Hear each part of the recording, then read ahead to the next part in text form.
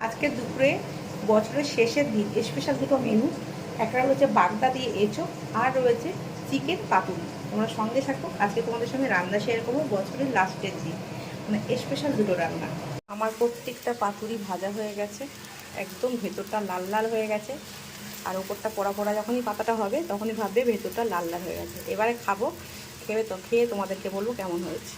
তোমাদের সঙ্গে শেয়ার করবো এঁচোড় বাগদা চিংড়ি পুরো অন্যরকমভাবে। প্রথম দিয়েছি গোটা জিরে তেজপাতা, তার সঙ্গে দিয়ে দেবো রসুন।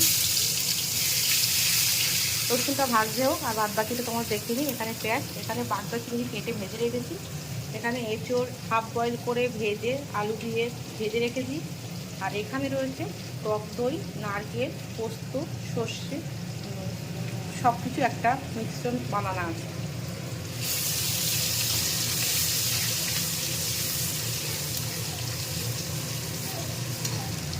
তারপরে দিয়েছি পেঁয়াজ, রসুনটা লাল লাল ভাজা করে দিয়েছি পেঁয়াজ, আর এখানে দিয়েছি লঙ্কা, টমেটো, জিরে, আদা, এইটা একটা মিশ্রণ বানিয়ে রেখেছি। পুরো অন্যরকম লাগবে যদি এসবটা খেতে, একবার ট্রাই করে দেখো, খুব ভালো হয়। এখানে যে মিশ্রণটা নারকেল, পোস্ত এইটা আর টক দই, এটা কিন্তু খুব অন্যরকম ফ্লেভার, তোমাকে অন্যরকম বিয়ে বাড়ির সাথে আনিয়ে দেবে। চলো আজকে এসবের রেসিপি আমাদের সাথে শেয়ার করো, এসবটা কেমন হয় তোমাদেরকে লাস্ট একটু দেখা। পেঁয়াজ রসুনটা ভাজা ভাজা দিয়ে হয়ে গেছে, এবার দিয়েছি আদা লঙ্কা বাটা, আর তার সঙ্গে দিয়েছি টমেটো আর জিরে বাটা, একসঙ্গে দিয়ে সমস্ত বাটা মশলা এটা ভালো করে মশলাটা পাক করে নেব। মশলাটা তেল ছেড়ে দিয়েছে, এবার দিয়ে দেবো এঁচোড় আর আলু যেটা ভেজে রেখেছিলাম।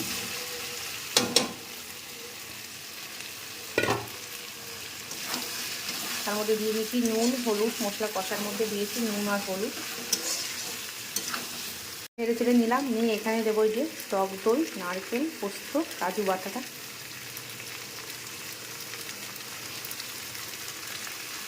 মশলার মধ্যেই দিয়ে দেবো এক চামচ চিনি।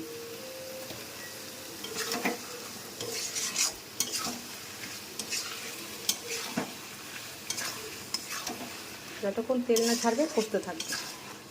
সুন্দর কষা হয়ে গেছে, খুব সুন্দর গন্ধ বেরিয়েছে। এবার দিয়ে দেবো এখানে এই যে বাগদা কেটে রেখেছিলাম, বাগদাটা পুরো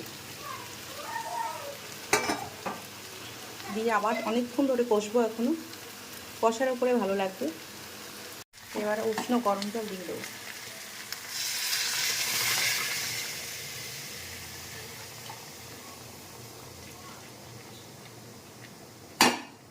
একদম এঁচো রেডি। নামানোর সময় ঘি আর গরম মশলাটা দিয়ে দিলাম, এবার ঘি দিয়ে দেবো। এবার বানাবো চিকেন পাতুরি, তার জন্য বোনলেস মানে কিমা চিকেন নিয়ে নিয়েছি। চলো কীভাবে চিকেন পাতুরি বানাই তোমাদের সঙ্গে শেয়ার করি, দেখতে থাকো। এই যে একদম চিকেন কিমা করা, ভালো করে ধুয়ে জল ঝরিয়ে নিয়েছি। দিচ্ছি টক দই, ওই 100 মতন টক দই। তারপরে দেবো গরম মশলা,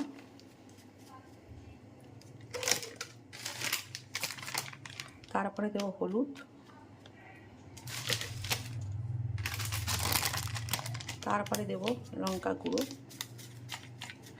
ঝাল যে যেমন খায়, তারপরে দেবো লবণ স্বাদ মতন, তারপরে দেবো পাতিলেবুর রস। এবার এটাকে সুন্দর করে ম্যারিনেট করে রাখি, তারপরে পরের স্টেপগুলো রেডি করি। সমস্ত কিছু হাত দিয়ে ভালো করে মাখিয়ে নিয়েছি। আধা ঘন্টা পরে আবার আমি আসছি, আর বাদ বাকি কী কী লাগে সেগুলো রেডি করে একদম পাতুরির মূল রেসিপিতে চলে যাব। কিছুটা দিয়েছি পেঁয়াজ কুচি, এবার দেবো আদা রসুনের পেস্ট দিয়ে ভালো করে ম্যারিনেট করে নেবো, আবার মানে মাখিয়ে রাখবো। পাতুরি এই যে কলা পাতাগুলো ভালো করে সেঁকে নিয়েছি, নিয়ে এবার এক এক করে দিয়ে এরকমভাবে ফোল্ড করে মুড়ে নেবো। বেশ এরকম ভালোভাবে ধুয়ে নিয়ে এরকমভাবে সেঁকে নিলে মুড়তে সুবিধা হবে, তাহলে আর কলা পাতা ফাটবে না। একে একে সব কলা পাতা আমি এরকম সেঁকে নেব। একটু কাঁচা তেল দিয়ে দিলাম লাস্টে, কাঁচা তেল দিয়ে নেড়ে চেড়ে নিয়ে এবার কলা পাতাও সেঁকা হয়ে গেছে, কাঁচা তেলটা দিয়ে মিক্স করে এবার আমি পরপর একে একে পাতুরিগুলো রেডি করব। এই 1 চামচ করে দিয়ে এভাবে পাতুরিটাকে আমি প্রত্যেকটা পাতুরি রেডি করে নেব। এখানে কয়েকটা মোড়া হয়ে গেছে, আর বাদ বাকিটা আমি মুড়ে এবার একদম পাতুরি ভাজার পালা সব হয়ে গেলে। এই মোড়া হয়ে গেলে এবার সুতো দিয়ে দেবো, ব্যাস। তেল গরম করে এরকমভাবে এক একে চিকেন পাতুরিগুলো দিয়ে দেবো। এপাশে 10 মিনিট 20 মিনিট গ্যাস কমিয়ে ভেজে নেব। এই যে পাতুরি পুরো রেডি, খোলা হয়ে গেছে। আর এই যে আমার মিষ্টি খেতে বসেছে। হ্যাঁ, পাতুরিটা খেয়ে বলো তো কিরম হয়েছে? কিরম হয়েছে বলো?